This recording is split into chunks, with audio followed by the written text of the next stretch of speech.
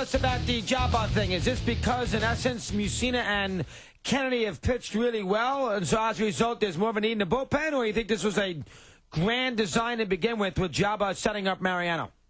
I think it's a combination of everything, Chris. I think they've felt comfortable enough with Messina and Kennedy being able to pitch well enough right now that they're healthy. And I think that, obviously they have designs on keeping Joba's innings down. So I think this was probably their plan if everybody stayed healthy. They just weren't ready to commit to it because if they had to change plans along the way, they didn't want to have to start doing that publicly. All right, do you think that Joba is in here for the long haul, or do you think eventually, as we've discussed a million times, we'll see Joba, regardless of how the guys are pitching, we'll see Joba make the transition sometime this year to the starting rotation?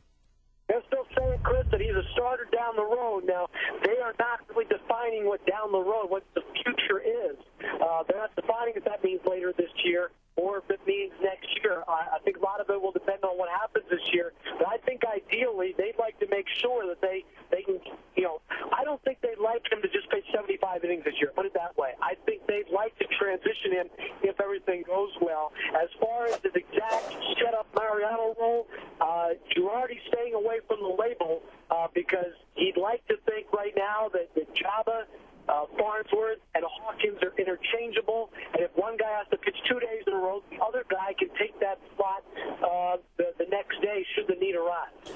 Sweeny, do you think this in any way takes pressure off anybody? Do you think that some guys are relieved to have Joba go back to the bullpen and other guys maybe not relieved? I mean, how do you think this impacted the players around Joba? You're talking about guys specifically in the bullpen, Mike? Either way, guys in both positions. How do you think he impacted all the players around the pitching staff?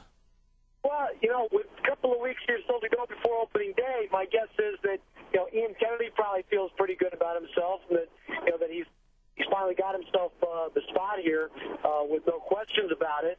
I'm not really sure how it affects guys like Farnsworth and Hawkins.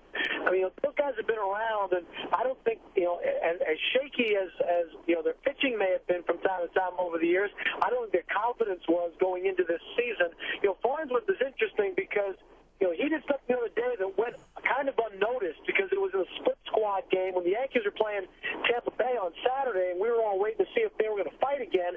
Kyle Farnsworth was over in Lakeland pitching against the Tigers, and he pitched 2 innings that day. And that's something that hasn't happened since the middle of 2006.